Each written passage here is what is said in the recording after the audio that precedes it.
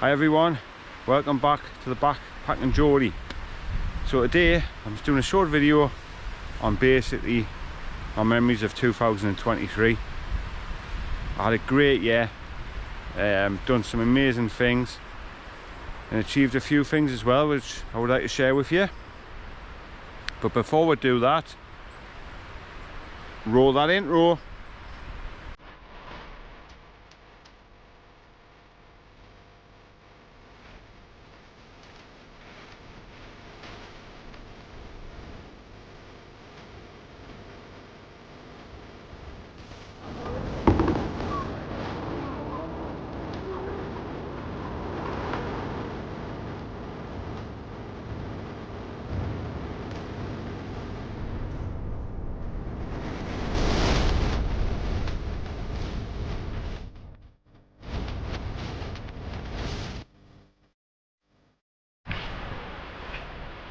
So I'm just up in the local woods today, just having a wander, making this video. So a few things I want to discuss that I did over the year. So start off, obviously at the beginning. So January. So 2022, I was disappointed in myself because I didn't do many wild camps. And I don't know, I think it was just sort of every weekend there was an excuse. Oh, I can't go this weekend, it's rain, I can't go this weekend, I'm busy, or whatever. And before I knew it, the year was over. I think I only done 2 camps all year. I did do quite a bit of hiking though, but I was disappointed in myself.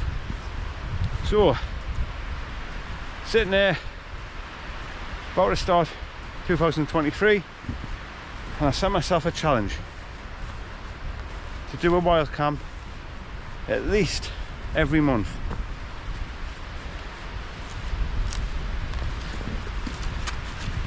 And obviously that meant all seasons. I knew at this point I pretty much had good enough kit for winter, and it would give us a chance to try it out and see just how good it was. So the first camp I did was in my home sort of county of Northumberland, and I went out, believe it or not, on New Year's Day with my kit, and I was a bit anxious, you know, it was a cold night. It was, you know, it was probably about -3. It wasn't extreme, but it was still cold, and I didn't know quite what to expect, how good my kit would be, how warm I would be, how good my tent would be. Because at that point I was using my Cow Peak 2, which I think officially is like a 3-season tent, which means really it's not that good in snow, but it wasn't forecast to snow. So we went out, and you know what, I had an amazing night, loved every minute of it. Of course it was a bit different because come sort of 3 o'clock it was pitch black, and I was just sitting in my tent basically.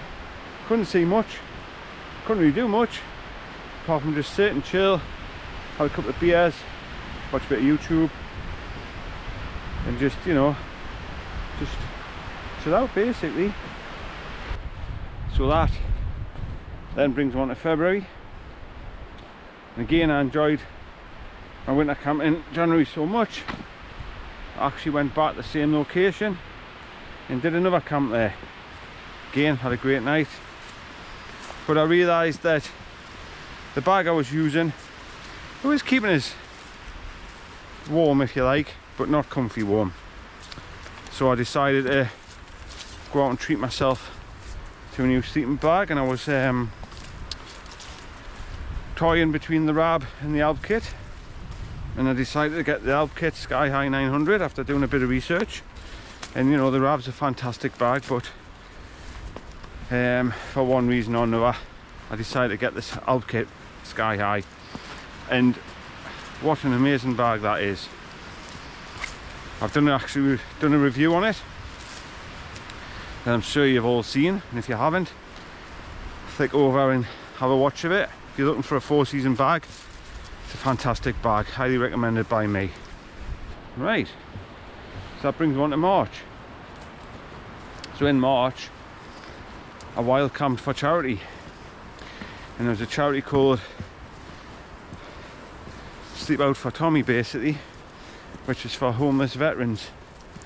And I thought that was a great little charity, and also a great excuse to have another night out.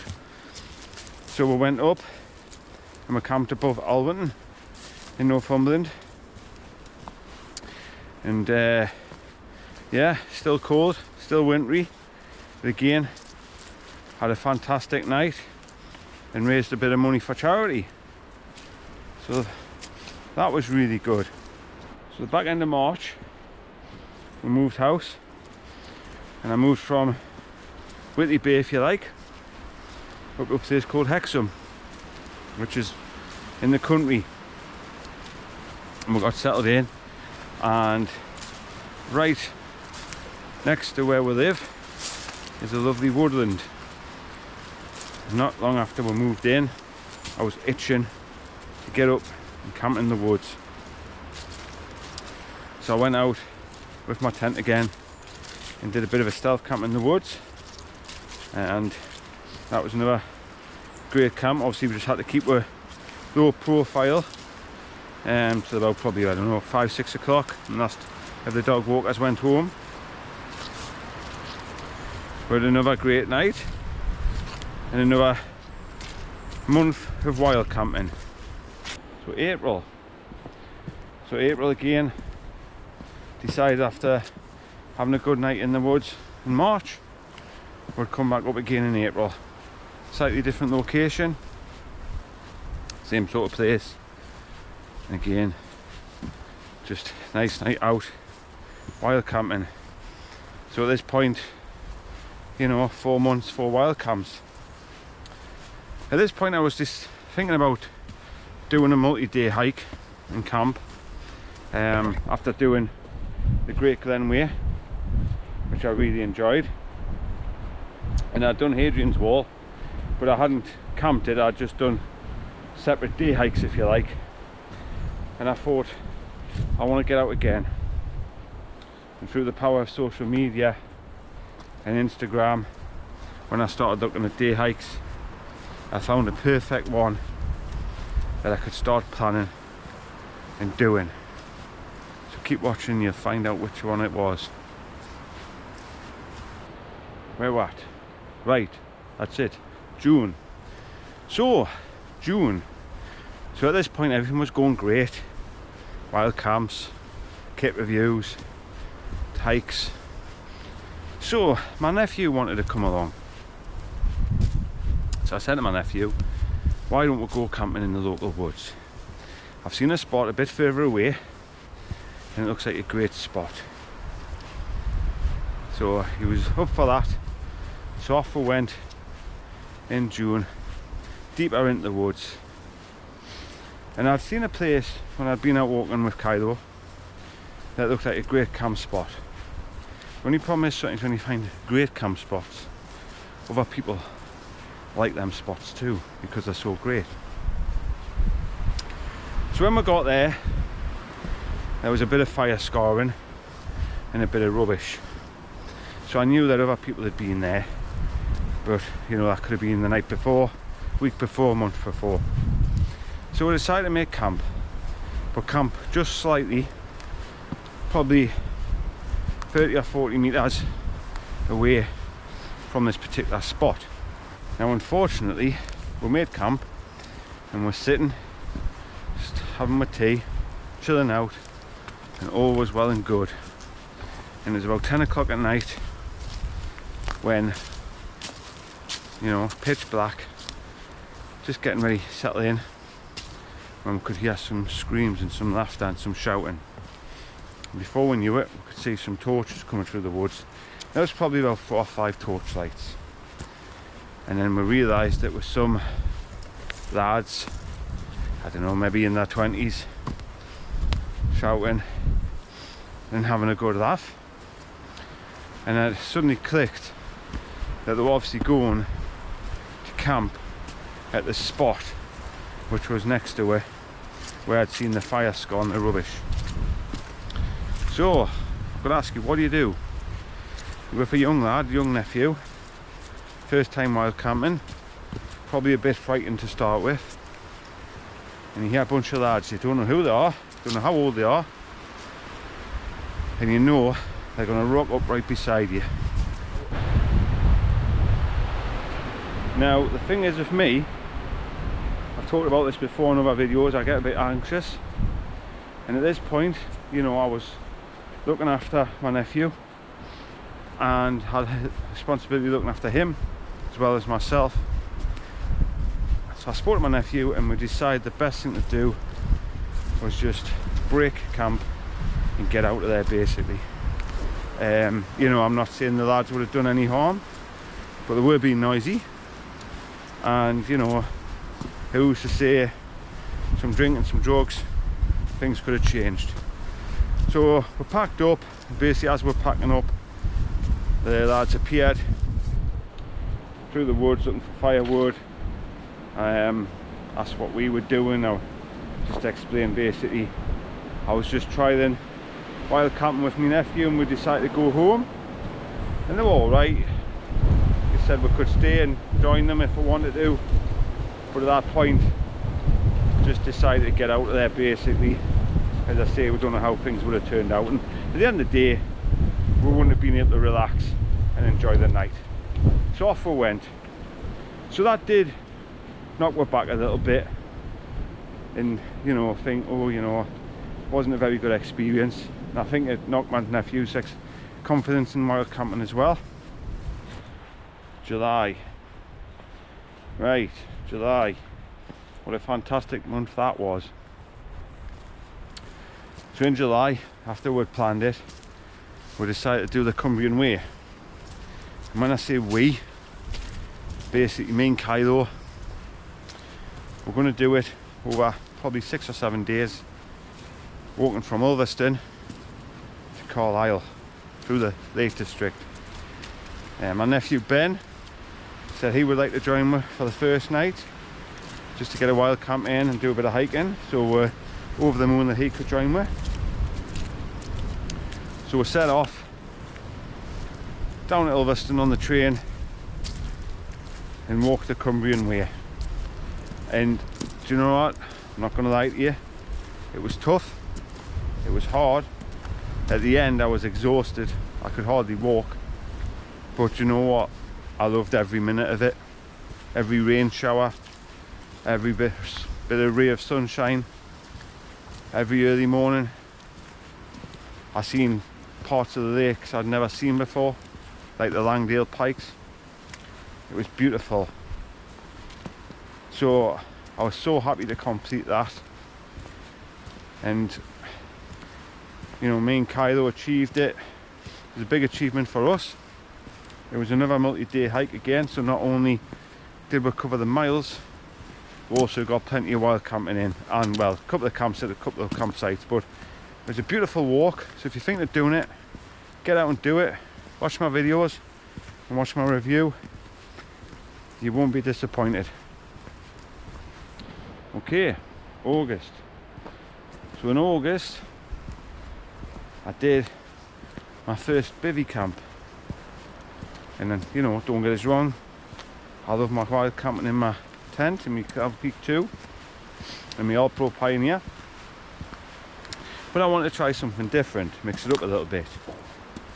So I got myself a bivvy, an Army Gore-Tex one, and I got myself a little tarp, and off I went up in the heart of Northumberland to a lovely forest where I've been lots of times hiking, a couple of times camping, and we had a bit scout about there, and we found a great little spot to have a bivvy camp in. And that was something a little bit different, you know, actually falling asleep, being able to look out, seeing the stars, seeing the woods, whatever. Yeah, I really enjoyed that. I watched other channels where people have bivvy camped and talk very highly of it. then yeah, I'm looking forward to the next year getting out and doing more bivvy camps. So that was a complete success. So again, after our experience, if you like, of the nightmare, meeting them lads in the wood, great Cumbrian Way and a great bivvy camp. So I was back on track outside with my kit, loving it once more. So then, September. So after trying a bivvy camp and loving that, I thought, why not try a hammock camp? So off I went into my local woods to do a hammock camp, and Harry came along with us on this one, and he had some hammocks and some of his own kit, and he was very kindly gave me a hammock to use and to keep, which was really nice of him. And you know, generally most of my camps are just solo wild camps, and it was great company. Obviously I'd been camping with my nephew, but going out camping with another adult, if you like. We just sat, chilled out, had a couple of beers, and just talked about life really. And yeah, that was another great camp, and that was in my local woods. And again, a bit like the bivvy, had a great time in the hammock, and I'll definitely be doing that again.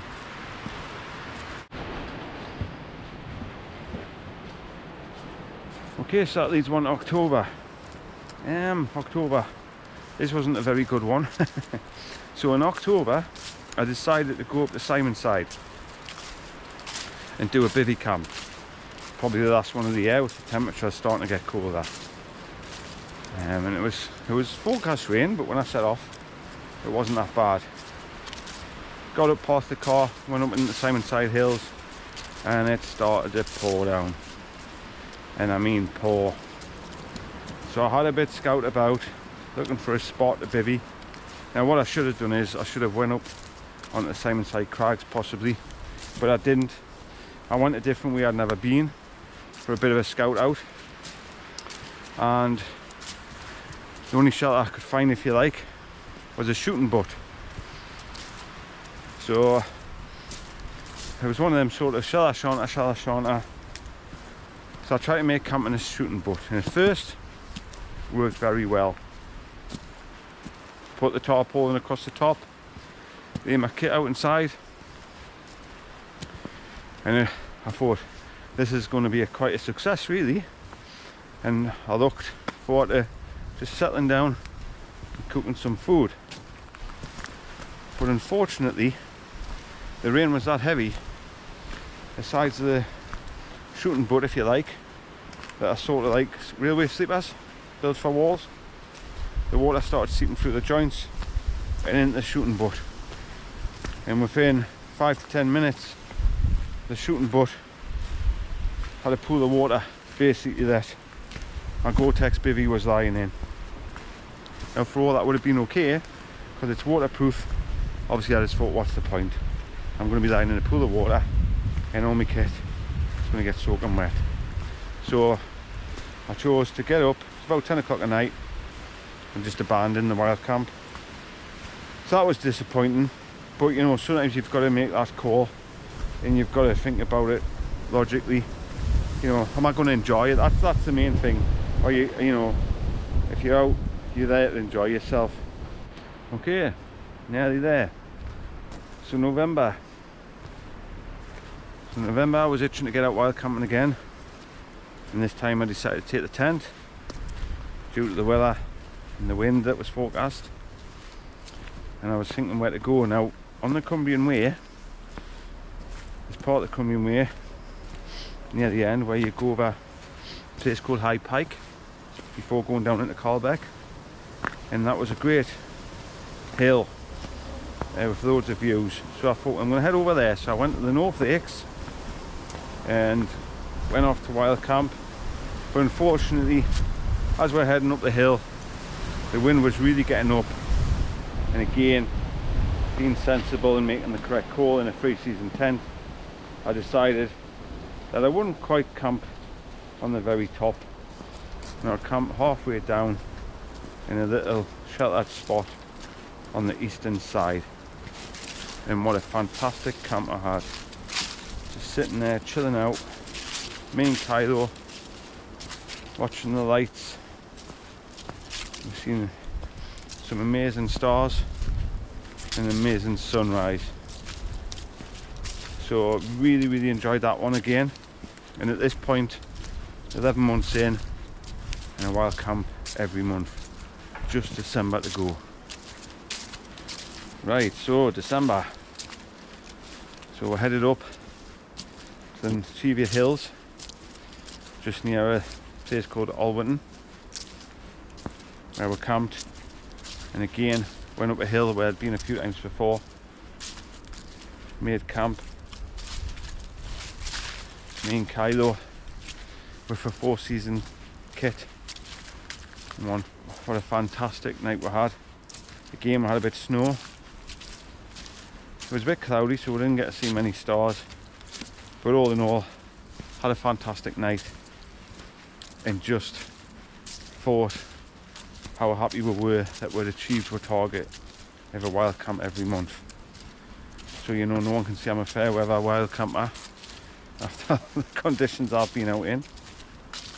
Also, the channel's grown from strength to strength this year, and I'm so happy to say we've now got over 1,000 subscribers, which is amazing. You know, more people are tuning in, watching my videos now, commenting on Instagram and such likes, and it's really encouraging me to get out and make some more videos and go on some more adventures. So thanks to everyone. You know, it means a lot to us.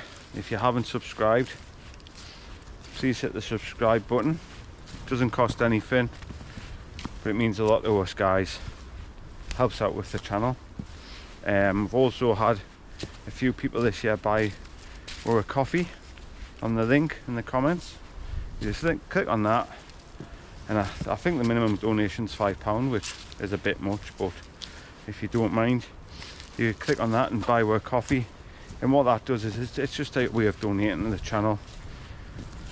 So me and Mr. K, you know, can get out and do some more adventures and buy a bit of kit and a few dog biscuits. So that would be really kind if you could do that. Right, so I suppose that just leaves what next, as we're heading into the new year. So I would definitely be doing another multi-day wild camp / hike. I've got one in mind, which is the St Cuthbert's Way. So I might do that, I might choose another. I'm going to be doing plenty more wild camps. It's a big birthday for us in March, the big 5-0. So I'm hoping that I can put some money towards a new tent. I've got my eyes on Raven Abisco. I like the shape of it, the tunnel tent, and with a nice big porch, it'll do me and Kylo a treat. So hopefully I might get one of them and get out in more extreme weather, if you like, and just get out and love life. Get out and do some wild camping, maybe, you know, get myself a little Trangia stove, practice a bit more cooking, and just develop my kit, as you do.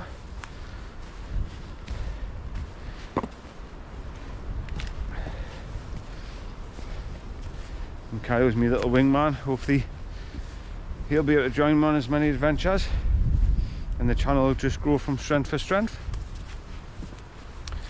So I really appreciate you watching, subscribing and giving it the thumbs up if you like it. You know, I do get a lot of feedback, some get the odd dislike, but I get a lot of likes, so that's good. You can't please everyone, I suppose. So basically, just thanks for watching, it means the world to us, and bring on the new year and the new adventures. So all the best everyone, and we'll see you again soon. Thanks for watching.